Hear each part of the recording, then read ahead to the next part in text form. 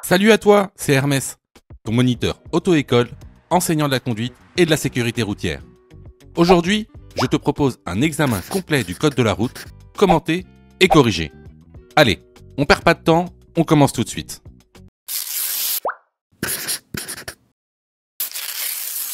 Question numéro 1. Je suis dans la voie de droite. Je suis bien placé pour tourner à gauche à l'intersection. Oui, réponse A. Non, réponse B.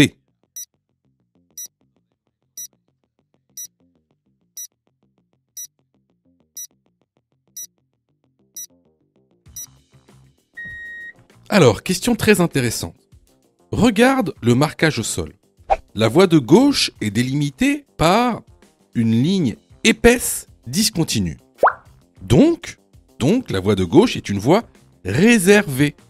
Tu sais, un peu comme les voies de bus. Sauf que là, regarde, sur cette voie de gauche, il a un marquage au sol qui montre une flèche qui tourne vers la gauche. Donc, c'est une voie réservée aux véhicules qui tournent à gauche. C'est ce qu'on appelle une voie de stockage. Alors, concrètement, c'est quoi une voie de stockage ?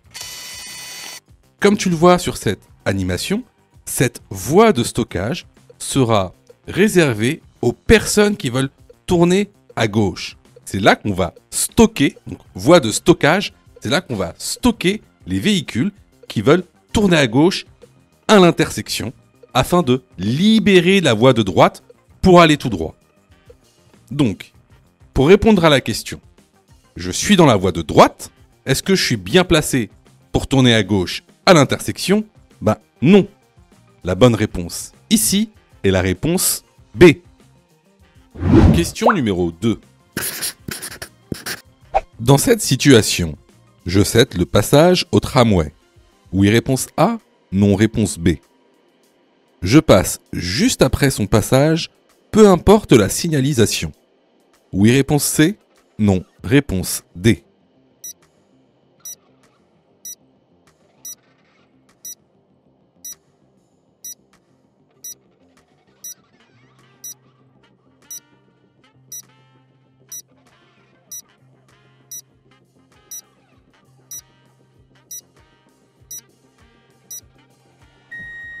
Alors ici on arrive sur une intersection, à une traversée de tramway, comme l'indique le panneau d'indication. Et on a un feu qui clignote au rouge. Donc le feu qui clignote au rouge signifie un arrêt absolu. Donc ici, le tramway a donc la priorité. Est-ce que je passe juste après son passage, peu importe la signalisation ? Non, on attend que le feu passe au vert, enfin qu'il arrête de clignoter au rouge plutôt. Lorsqu'il arrête de clignoter, alors là tu peux passer. Pourquoi ? En général, si un tramway passe dans un sens, ça veut dire que il y a une grande probabilité qu'il y ait un autre tramway qui passe dans l'autre sens. Donc, on reste à l'arrêt jusqu'à ce que la signalisation arrête de clignoter. Les bonnes réponses ici sont les réponses A et D. Question numéro 3. Se déplacer en tramway. Réponse A. Augmente la pollution atmosphérique et sonore. Réponse B. Participe à l'écomobilité.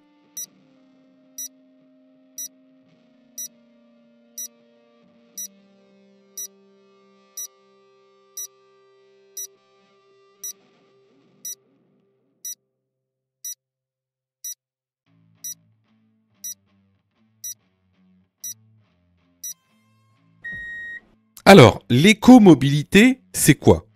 L'écomobilité, c'est utiliser des moyens de transport respectueux de l'environnement. C'est-à-dire, les transports en commun, comme le tramway, c'est aussi utiliser l'écopartage ou alors le covoiturage.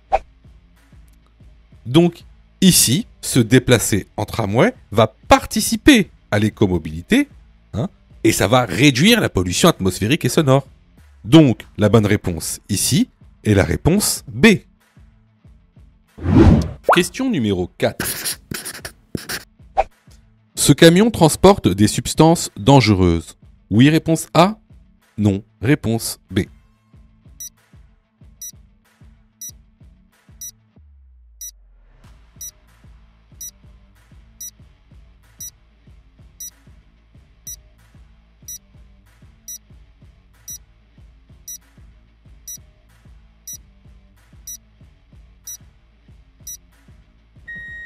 Alors, tu vois juste à droite la plaque sur le camion. C'est une plaque de symbole de danger. Alors, il faut savoir que les véhicules qui transportent des substances dangereuses doivent avoir 2 plaques. Alors, la première, c'est la plaque de code de danger. Alors, elle se présente comme ceci. C'est un petit carré orange avec 2 rectangles. Alors, le rectangle du haut indique le danger. Par exemple, danger d'explosion ou danger d'inflammabilité. Et en dessous, c'est le code de la matière. Par exemple, de l'essence, par exemple de l'hydrogène, par exemple de l'uranium. Ensuite, on a une deuxième plaque. Alors, cette deuxième plaque, elle s'appelle... c'est la plaque de symbole de danger. Donc, par exemple, si vous voyez ce document, c'est cette plaque de symbole de danger. Vous voyez, le numéro 1, par exemple, représente la classe 1. Par exemple, ça, c'est les matières explosives. La classe 2, ce sera les gaz. La classe 7, ce sera les matières radioactives. Alors, à savoir que les véhicules qui transportent donc des substances dangereuses ne peuvent pas mettre ces plaques n'importe où. Par exemple, là, comme le montre le petit dessin, donc la plaque donc, de symbole de danger et la plaque de code danger doivent être placées à l'arrière du véhicule. La plaque de code danger doit aussi être mise à l'avant du véhicule et la plaque de symbole de danger doit être mise en place sur les flancs du véhicule. Bien sûr, leur nombre dépendra aussi de la longueur des véhicules. Mais ça devient beaucoup trop complexe. Pour l'instant, ces informations-là sont suffisantes pour vous. Donc ici, pour répondre à la question, est-ce que ce camion transporte des substances dangereuses ? La réponse est la réponse A. Question numéro 5. Ce véhicule sort d'une voie privée. J'ai la priorité sur le véhicule. Oui, réponse A. Non. Réponse B.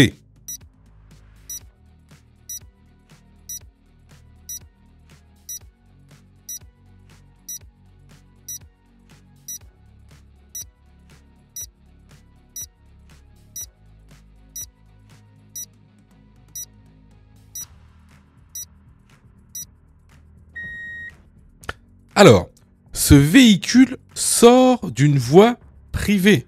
Donc, même s'il est à ma droite, il n'y a pas de priorité à droite.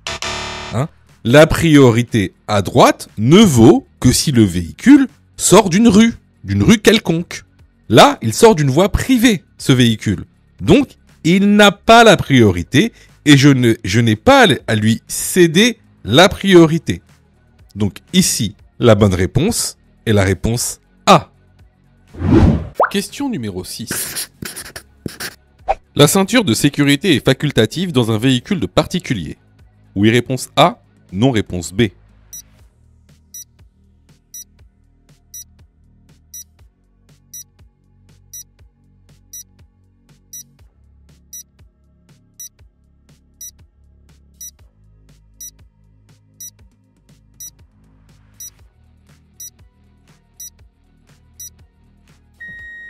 Alors, la ceinture de sécurité dans un véhicule pour particulier est obligatoire à l'avant et à l'arrière. Alors, cependant, il y a des exceptions. Vous pouvez être exempté du port de la ceinture de sécurité pour plusieurs raisons. Par exemple, si vous avez un certificat médical. Alors attention, c'est pas un certificat médical que vous allez chercher chez le médecin de ville.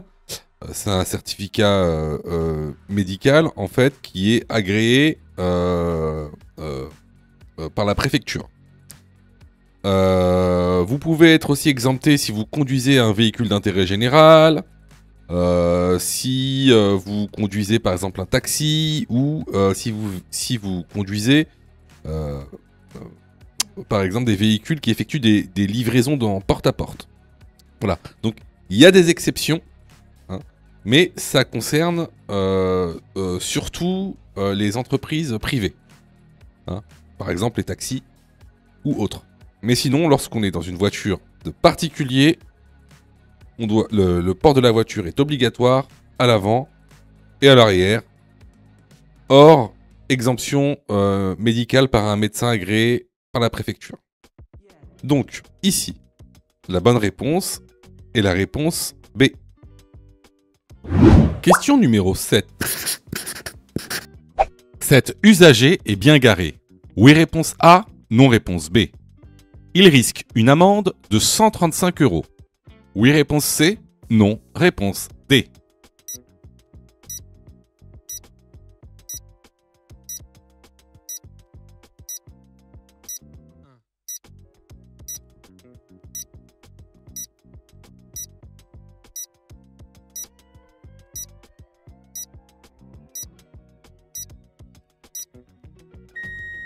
Alors, comme le montre le document que vous retrouverez dans l'information, ici, cet usager commet un stationnement gênant.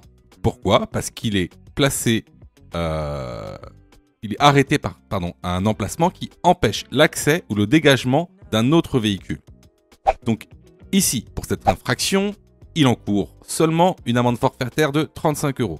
Par contre, si il ne bouge pas son véhicule à temps, il risque une immobilisation, c'est-à-dire une mise en fourrière.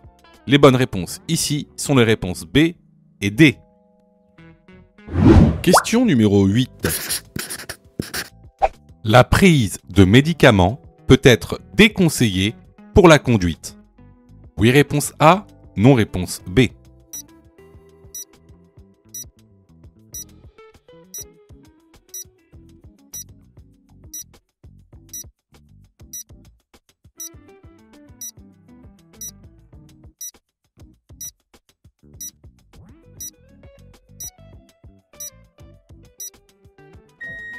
Alors, en effet, certains médicaments vont avoir certains effets qui seront très préjudiciables pour la conduite, notamment des effets sédatifs, c'est-à-dire d'endormissement. C'est pourquoi, à l'arrière des boîtes de médicaments, vous avez des pictogrammes. Alors, vous avez le pictogramme de type 1, le pictogramme de type 2 et le pictogramme de type 3 qui vous indique la marche à suivre pour la conduite. Et donc, il y a même certains médicaments, comme les médicaments de niveau 3, où il faut avoir l'avis d'un médecin pour pouvoir conduire. Donc, la bonne réponse ici est la réponse A. Question numéro 9. Dans cette situation, je peux rouler réponse A en feu de route, réponse B en feu de croisement.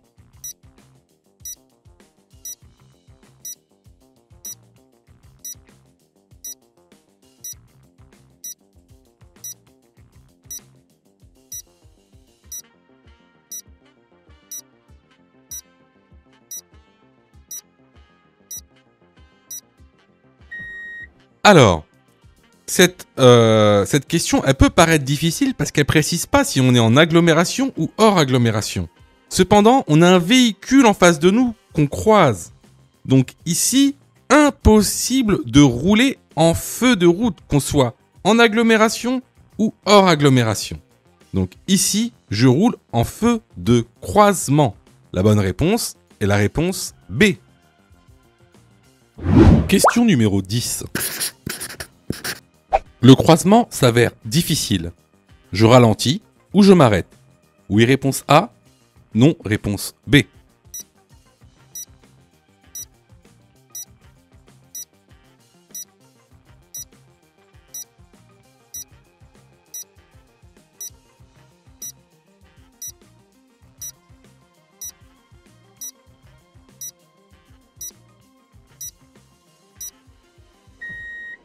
Alors là, comme tu le vois, donc il y a assez d'espace pour passer, mais c'est juste. Donc quand c'est juste comme ça, on va faciliter le passage au bus, surtout en agglomération. Donc on ralentit ou si besoin, on s'arrête pour le laisser manœuvrer. La bonne réponse ici est la réponse A. Question numéro 11. Le taux d'alcool maximum autorisé pour un probatoire est de réponse A 0,2 g par litre de sang, réponse B 0,5 g par litre de sang.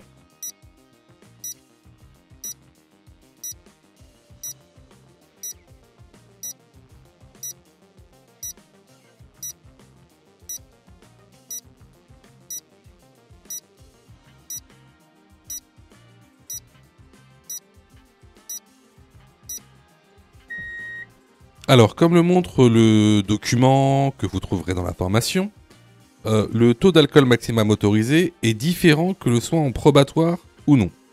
Donc, pour les personnes en période probatoire, le taux maximum d'alcool autorisé est de 0,2 g par litre de sang.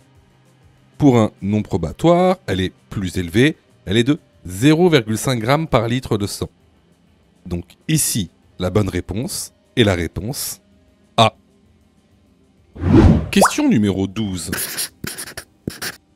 Je peux passer, réponse A, après le passage du tramway, réponse B, quand le feu passe au vert.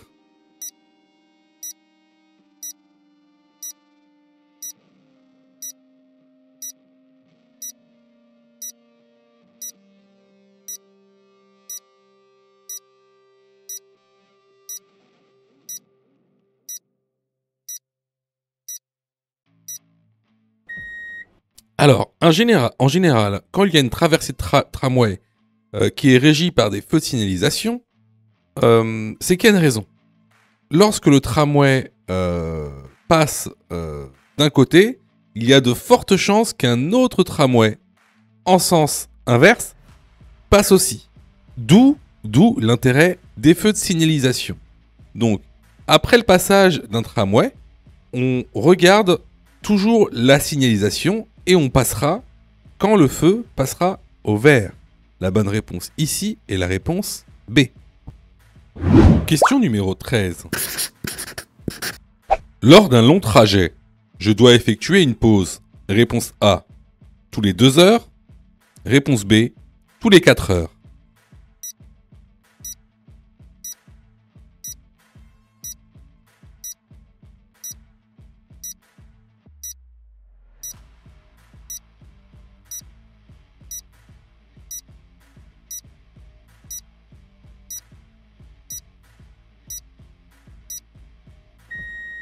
Alors, lors d'un long trajet, donc tu dois réaliser une pause d'environ un quart d'heure à 30 minutes tous les 2 heures.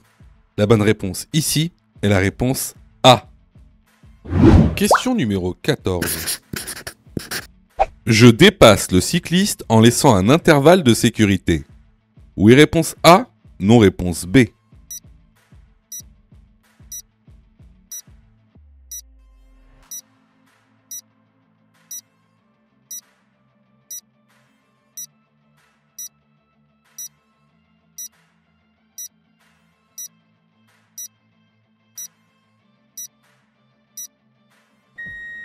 Alors ici, comme tu peux le voir, on a un camion qui est garé à cheval entre la chaussée et le trottoir. Donc là, le cycliste risque de se décaler. Donc, ici, on ne dépassera pas le cycliste, peu importe l'intervalle de sécurité. La bonne réponse ici est la réponse B. Question numéro 15. Je marque l'arrêt plus loin que le marquage au sol, car je vais manquer de visibilité. Oui, réponse A. Non, réponse B.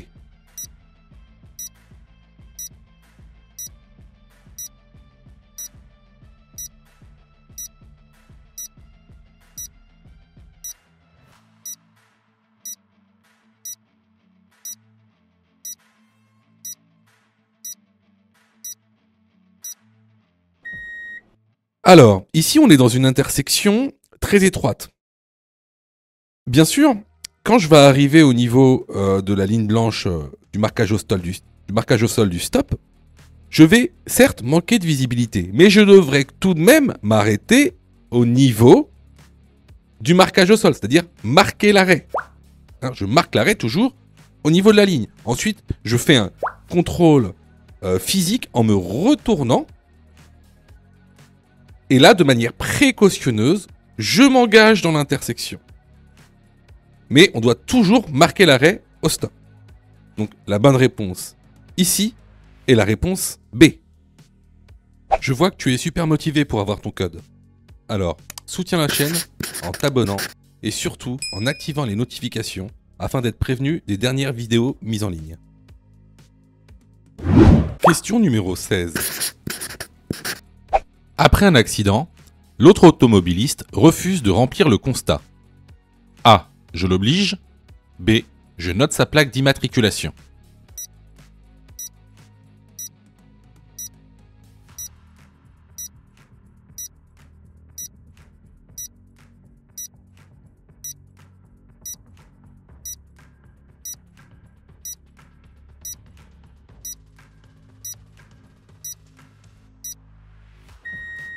Alors, pour information, un constat se présente comme suit. Il y a une page de garde, qui est bleue. Ensuite, il y a un recto et un verso.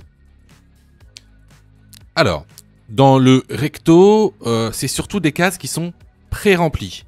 Donc avec le numéro d'assurance, les noms, le numéro aussi du permis de conduire. Et au verso, il y a plusieurs informations, notamment on peut mettre des observations et des remarques.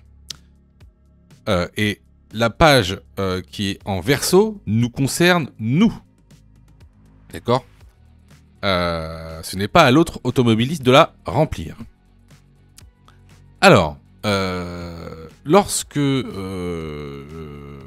je fais un accident avec un autre automobiliste, l'autre automobiliste n'est pas obligé de remplir le constat. Il peut refuser. Cependant, vous, ce que vous pouvez faire, c'est justement en verso, noter sa plaque d'immatriculation et noter qu'il refuse de remplir le constat. Autre chose, sachez également que ce sont des constats uniformisés qui sont valables dans toute l'Union européenne. Comme vous pouvez le voir en page de garde, il y a bien marqué constat européen d'accident. Donc, peu importe dans quel pays vous soyez lorsque vous faites votre accident, en tout cas en Union européenne, vous pouvez remplir le constat français. Si vous faites un accident en Allemagne, vous pouvez remplir le constat français en langue française. D'ailleurs, regardez, ce sont exactement les mêmes. Par exemple, là, ici, j'ai un constat allemand. Ce sont exactement les mêmes. Donc ça, c'est quelque chose qui est bon à savoir, surtout lorsqu'on voyage. Donc ici, la bonne réponse est la réponse B. Question numéro 17. Cette action est à éviter durant la conduite. Oui, réponse A, non, réponse B.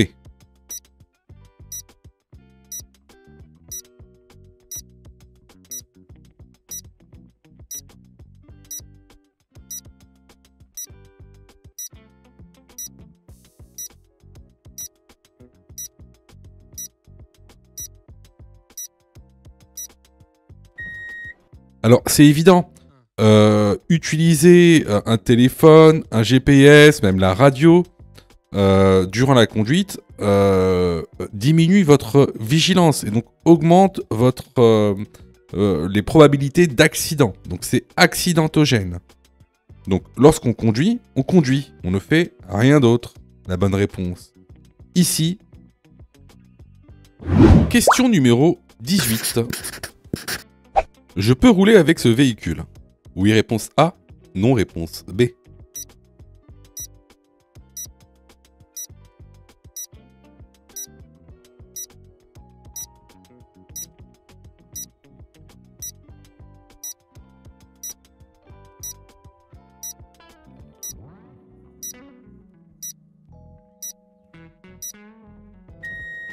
Alors, il faut que tu saches que la plaque d'immatriculation doit être visible. Dans ce cas-là, la plaque, elle n'est pas visible. Donc, tu peux être sanctionné pour carte d'immatriculation illisible. Ça, c'est une amende, c'est une contravention de 4e classe et une amende de 135 € sans retrait de points. La bonne réponse ici est la réponse B. Question numéro 19. Pour limiter la pollution, il est préférable d'utiliser le covoiturage pour les longs trajets. Oui, réponse A. Non, réponse B.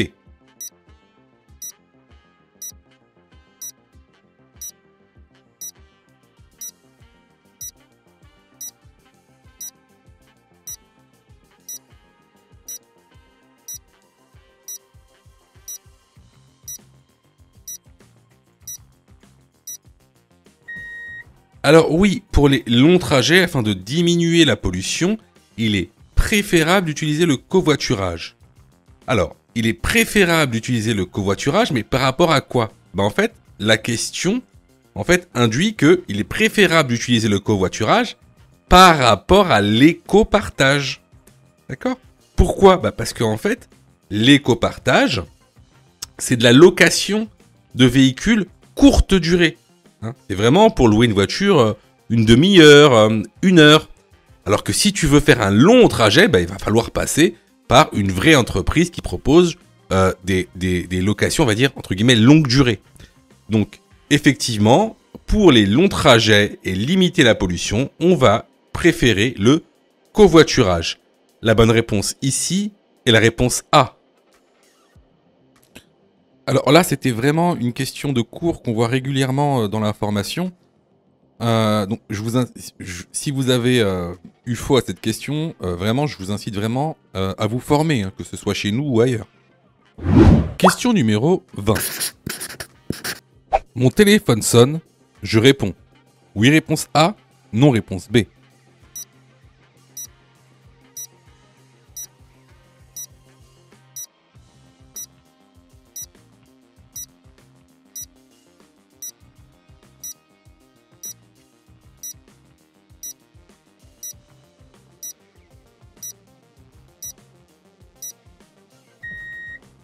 Alors, il est strictement interdit d'utiliser son téléphone au volant, sous peine d'une contravention de 4e classe, 135 € d'amende, 3 points en moins.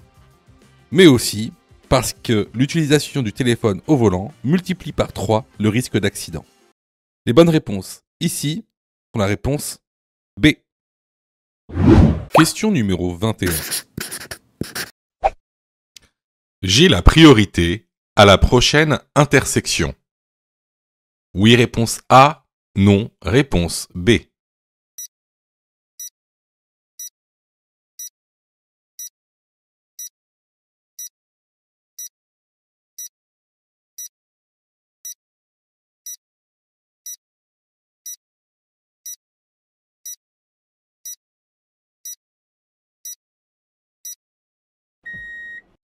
Alors, ce panneau est un panneau de route prioritaire. Ça veut dire quoi? Ça veut dire que sur toute la route dans laquelle tu es, tu seras prioritaire à chaque intersection jusqu'à ce que tu vois le panneau de fin de priorité.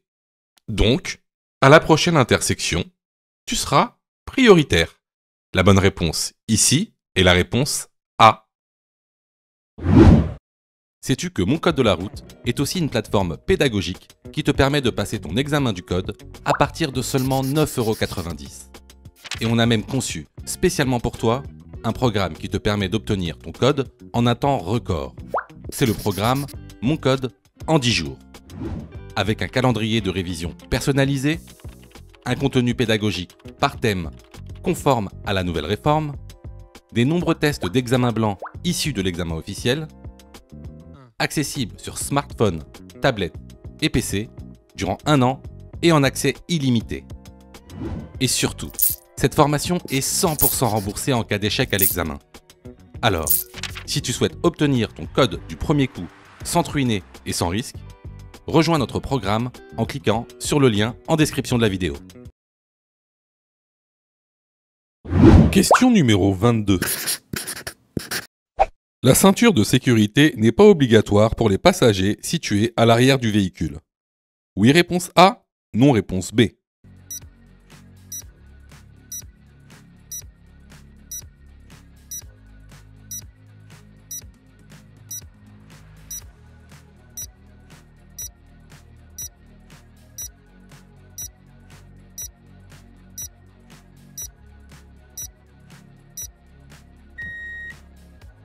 La ceinture de sécurité est obligatoire pour tous les passagers d'un véhicule.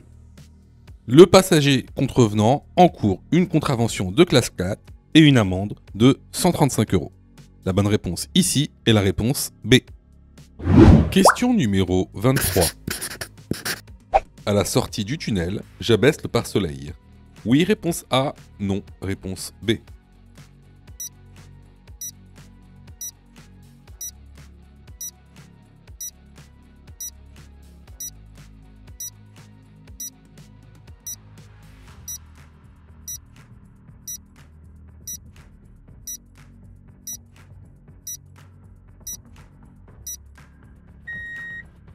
Alors, bon bah ici on va pas s'attarder parce que c'est dans le cours de la formation, quoi, c'est du cours. Donc effectivement à la sortie d'un tunnel, on a une différence de luminosité, donc on abaisse le pare-soleil. La bonne réponse est la réponse A. Question numéro 24. Lors d'un accident, il faut A. Protéger, alerter, secourir. B. Secourir, alerter, protéger. C. Protéger, secourir, alerter.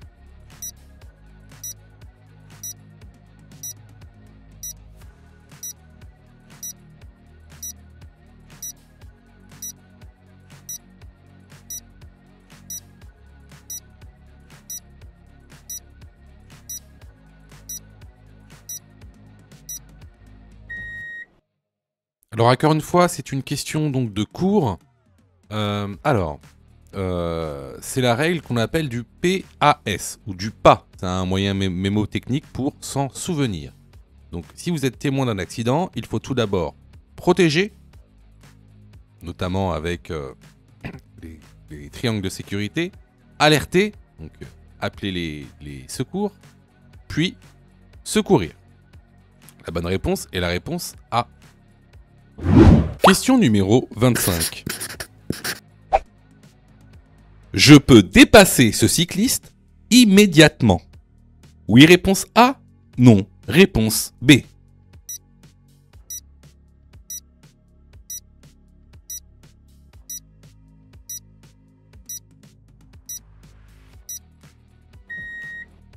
Alors ici, tu vois, on est dans un contexte super intéressant.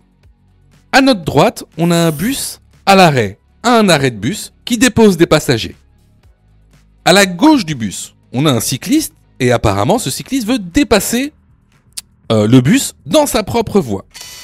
Alors, déjà, il faut que tu saches que pour dépasser un vélo, il faut respecter un intervalle de sécurité de 1 mètre en agglomération. Or, ici, on voit bien que si on dépasse le vélo, on n'aura pas cet intervalle de sécurité. Donc, juste pour cette raison, on ne peut pas dépasser le cycliste. Mais il y a une deuxième raison. Comme tu peux le voir ici, notre champ de vision est obstrué par le bus. On ne sait pas ce qui se passe devant le bus. Étant donné qu'il a déposé des passagers, peut-être que certains passagers se sont mis devant le bus pour traverser de manière inopinée. Donc, ce que je fais ici, c'est que je ralentis. La bonne réponse est donc la réponse B. Question numéro 26. Ce véhicule dispose du système de surveillance de la pression des pneus. Oui, réponse A. Non, réponse B.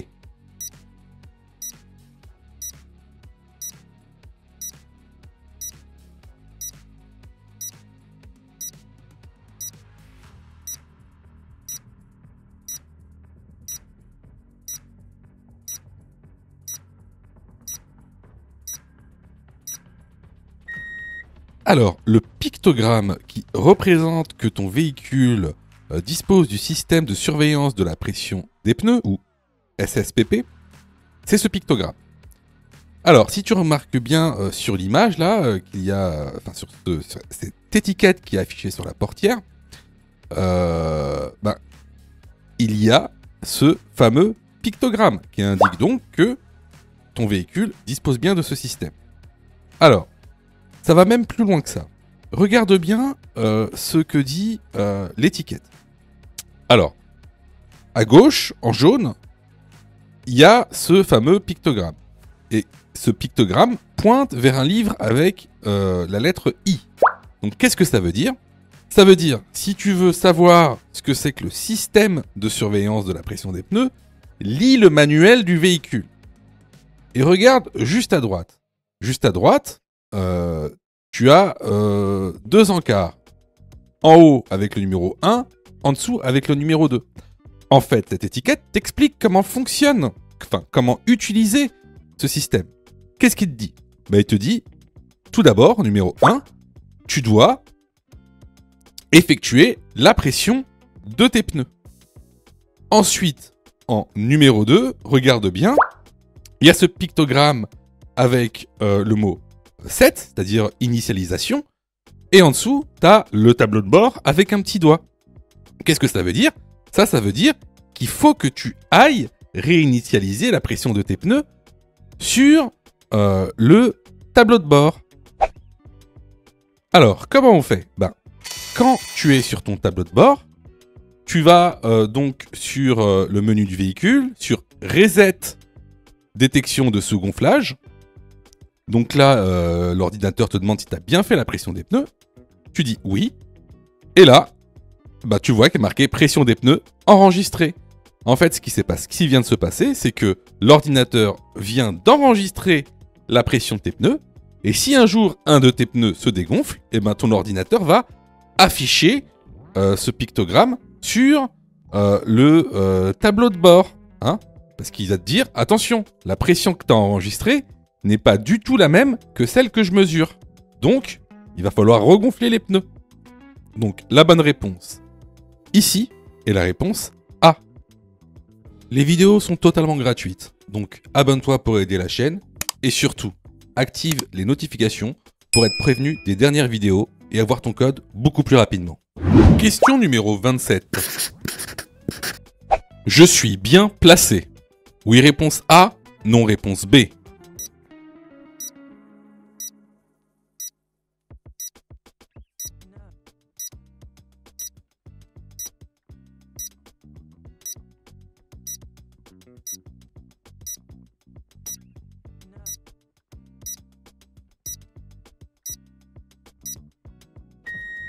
Alors, il faut que vous sachiez une chose. C'est que en France, on roule à droite. Donc, ici, on est très mal placé. On n'a pas le droit de rouler au milieu. À part si vous dépassez une voiture qui est dans la voie de droite. Donc, ici, on est très mal placé. On doit se rabattre. La bonne réponse est la réponse B. Je sais que vous passez beaucoup de temps à réviser votre code. Je le sais. Sûrement que même vous avez une application gratuite. Mais vous savez, les applications gratuites, si c'est gratuit, ne pensez pas que vous allez avoir de la qualité. D'accord ? Ne pensez pas ça. C'est pas pour rien qu'il y a 40% de taux d'échec. Quasiment la moitié des gens qui regardent cette vidéo vont rater leur code. Pas parce qu'ils n'ont pas travaillé, pas parce qu'ils sont nuls, parce que vous avez été mal formés. C'est pour ça que nous, on vous propose donc une plateforme de formation 100% dédiée au code de la route, réalisée par des professionnels, avec une méthodologie adéquate qui vous permettra d'avoir votre code de la route rapidement. En plus de ça, vraiment ça coûte pas cher. Vous pouvez commencer à vous former pour 9,90 €. Ça, c'est la formule la plus basse.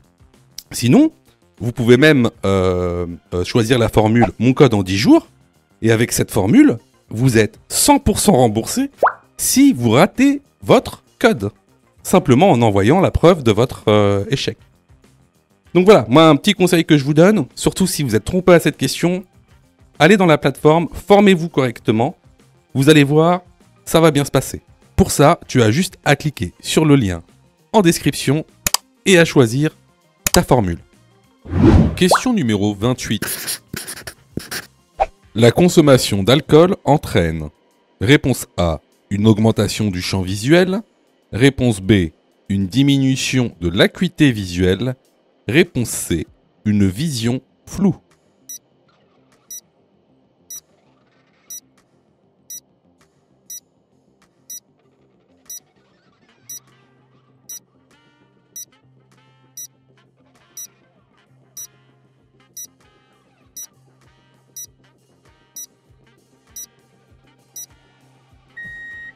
Alors, la consommation d'alcool, mais également de psychotropes, hein, mais là on va parler de la consommation d'alcool, va avoir plusieurs effets sur la vision. Alors, ça va avoir quoi comme effet sur la vision? Déjà sur le champ visuel. Ça va diminuer le champ visuel. Autre chose, ça va diminuer l'acuité visuelle.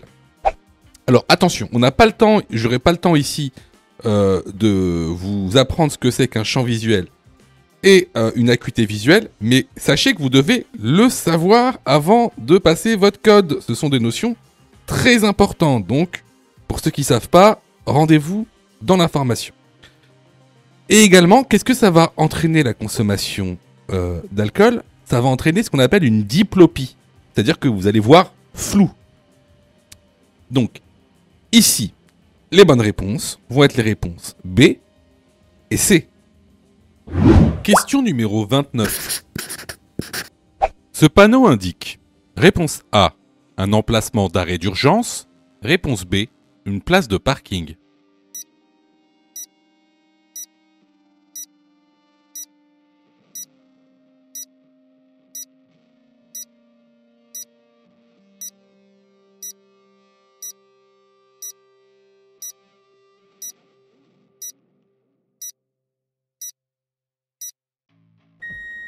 Ce panneau indique un emplacement d'arrêt d'urgence.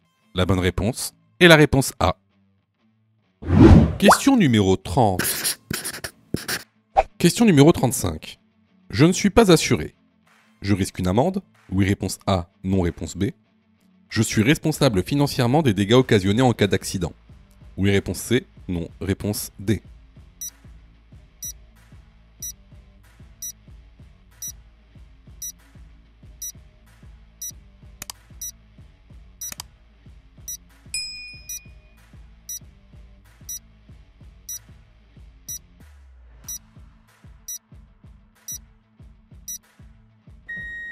Alors, sachez que au niveau du code des assurances, vous êtes obligé d'assurer votre véhicule au minimum au tiers. Donc, est-ce que vous risquez une amende si vous n'êtes pas assuré? Oui. Ensuite, est-ce que vous êtes responsable financièrement des dégâts occasionnés en cas d'accident? Bah, si vous n'êtes pas assuré, vous êtes 100% responsable financièrement des dégâts occasionnés. Donc les bonnes réponses sont les réponses A et C. Question numéro 31. La conductrice est bien installée. Oui, réponse A. Non, réponse B.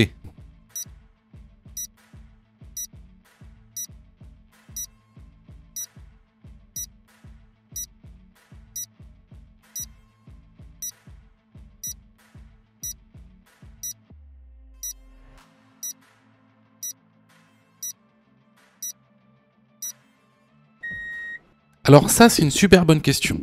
Comment savoir qu'on est bien installé dans le véhicule?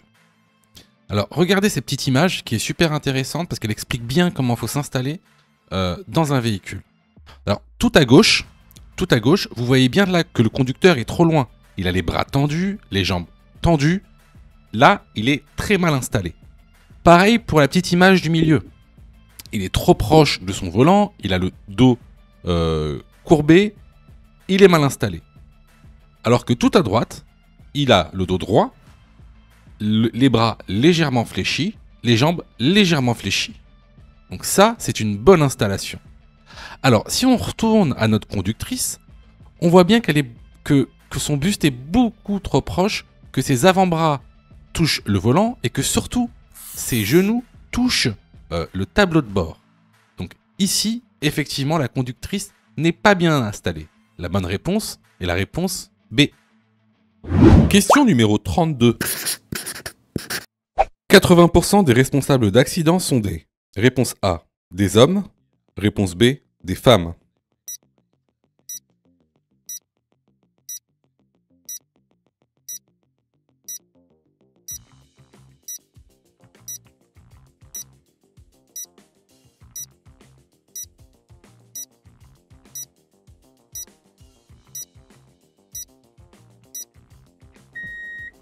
Alors ici, c'est un chiffre qu'il faut savoir. Hein. 80% des responsables d'accidents mortels sont des hommes. La bonne réponse est la réponse A. Question numéro 33. Cet outil permet le remorquage d'un véhicule. Oui, réponse A. Non, réponse B.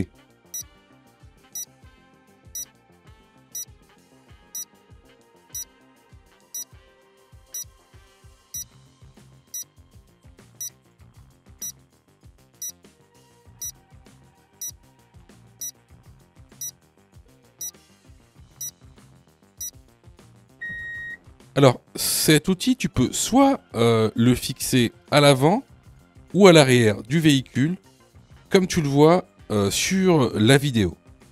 Alors, il permet tout simplement soit de remorquer un véhicule si tu le places à l'arrière, soit de se faire soi-même remorquer par un autre véhicule si tu le places à l'avant. Donc ici, la bonne réponse est la réponse A. Si tu aimes le contenu, alors prends quelques secondes pour liker la vidéo. C'est très important. Cela nous permet d'être mieux référencés et donc de te présenter encore plus de vidéos pour que tu puisses obtenir ton code le plus rapidement possible. Question numéro 34. L'ambulance privée derrière moi a activé son gyrophare. Réponse A. Je laisse le feu pour le laisser passer. Réponse B. Je m'arrête au feu.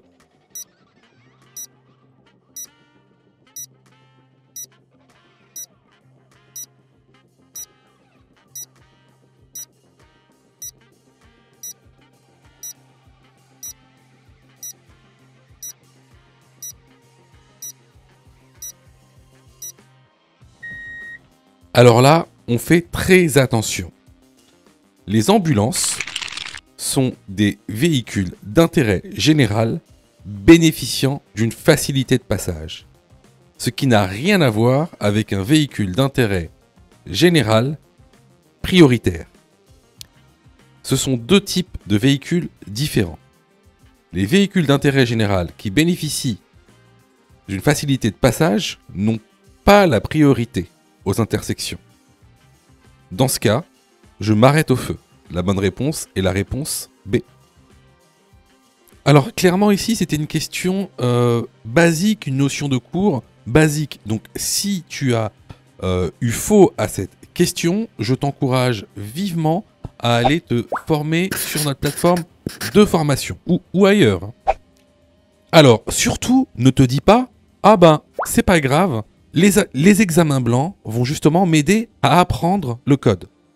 Faux. Les examens blancs ne servent pas à apprendre le code. Les examens blancs servent à tester si tu as, oui ou non, assimilé le contenu pédagogique. Alors, quelle est la meilleure méthodologie pour passer le code? C'est-à-dire, quelle est la meilleure méthodologie pédagogique? Alors, tout d'abord, il va falloir apprendre les cours par thème. Hein. Vous savez, il y a aujourd'hui 10 thèmes avec la nouvelle réforme. Une fois que tu auras appris ces 10 thèmes et tous les contenus de ces 10 thèmes, alors tu pourras passer à des exercices d'entraînement par niveau de difficulté. Tout d'abord les exercices faciles, les exercices moyens et les exercices difficiles. Une fois ce travail effectué, là, tu pourras t'exercer à faire des examens blancs. Surtout, ne pense pas que les examens blancs vont t'aider à apprendre. Ce n'est pas vrai. Et d'ailleurs, c'est pour ça que beaucoup de gens ratent leur code de la route. N'oubliez pas que le taux de réussite au code de la route est d'environ 60%. C'est-à-dire qu'il y a quasiment 40% des personnes qui échouent au code de la route, justement parce qu'ils n'ont pas la bonne méthodologie pédagogique. Donc ici, si tu t'es trompé à cette question, je t'encourage vivement à venir sur notre plateforme pédagogique et à participer à la formation. Pour ça, tu as juste à cliquer sur le lien en description et à choisir ta formule. Question numéro 35. Je commence le dépassement du camion blanc. Oui, réponse A. Non, réponse B.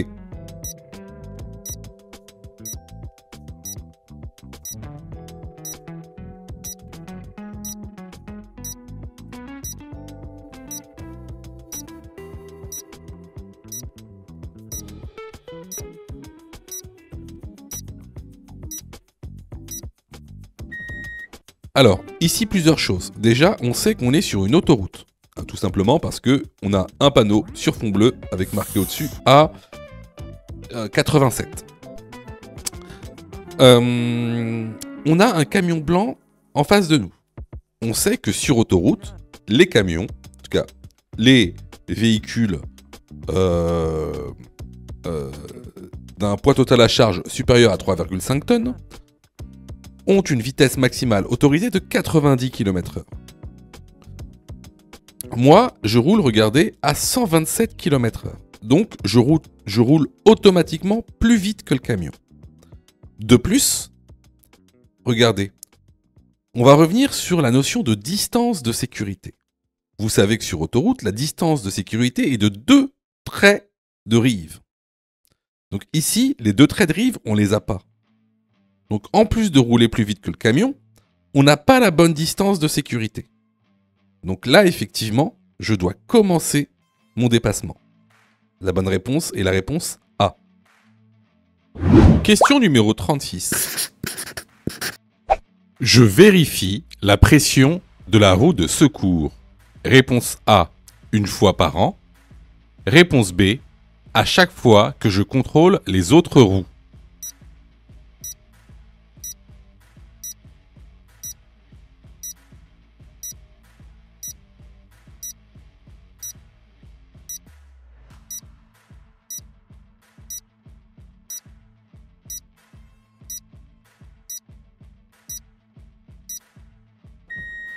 Alors, les roues du véhicule sont à vérifier une fois par mois.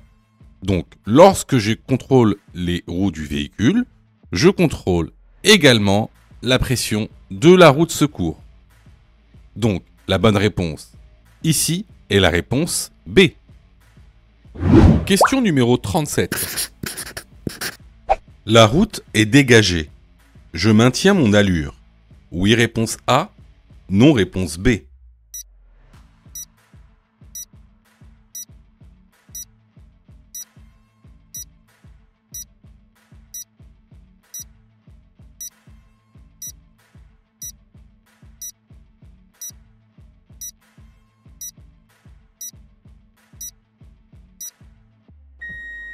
Alors ici, on est sur une route avec une côte. Donc qu'est-ce qui se passe? Regardez bien.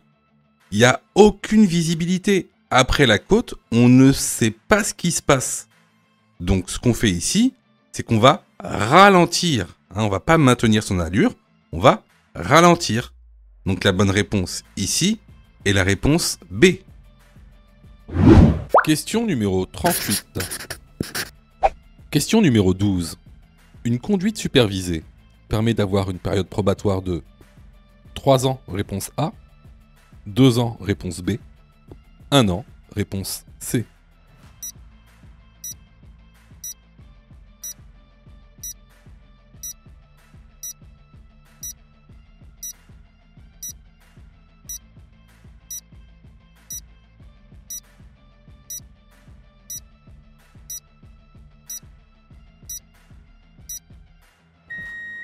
Alors, il existe 3 types de conduite accompagnée.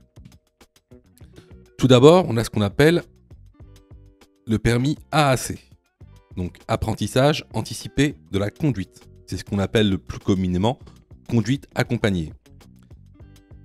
Donc, vous pouvez y souscrire à partir de 15 ans et une fois le permis en poche, vous avez une période probatoire de 2 ans. et non de 3. Ensuite, vous avez la conduite encadrée. Donc, celle-ci, vous pouvez y souscrire à partir de l'âge de 16 ans. Et elle ne vous permet pas d'avoir une réduction du probatoire. Donc, vous avez un probatoire de 3 ans. Ensuite, vous avez la conduite supervisée. Celle-ci, vous pouvez y souscrire à partir de 18 ans. Et elle ne vous permet toujours pas d'avoir une réduction du probatoire. Donc vous avez un probatoire également de 3 ans avec une conduite supervisée. Donc la bonne réponse est la réponse A. Question numéro 39.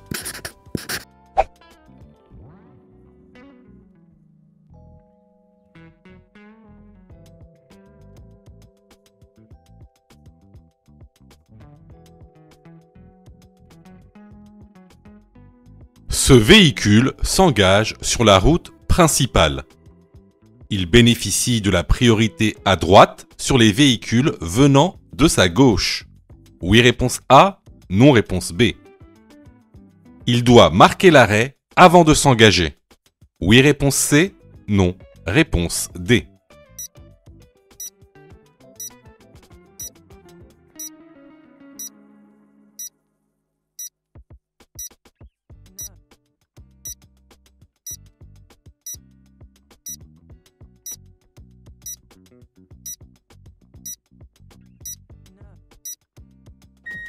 Alors, je sais que beaucoup d'entre vous vont dire, les véhicules qui viennent de sa gauche devront lui laisser la priorité à droite. Alors, oui, mais ça c'est quand t'es dans une route normale. Là, il sort d'un chemin de terre. Quand un véhicule sort d'un chemin de terre, il ne bénéficie pas de la priorité de passage. C'est-à-dire, il ne bénéficie ni de la priorité à droite, ni de la priorité à gauche, ni aucune priorité. Aussi, ici, il n'est pas obligé de s'arrêter avant de s'engager sur la route. S'il n'y a personne sur la route, il peut s'engager sans s'arrêter. Par contre, il devra céder le passage aux véhicules qu'il y a sur la route, s'il y en a. Donc ici, les bonnes réponses vont être les réponses B et D. Question numéro 40. Rouler à 120 km/h au lieu de 130 km/h sur 100 km d'autoroute fait perdre. Réponse A, 4 minutes. Réponse B, 9 minutes. Permet d'économiser. Réponse C, 1 litre de carburant. Réponse D, 3 litres de carburant.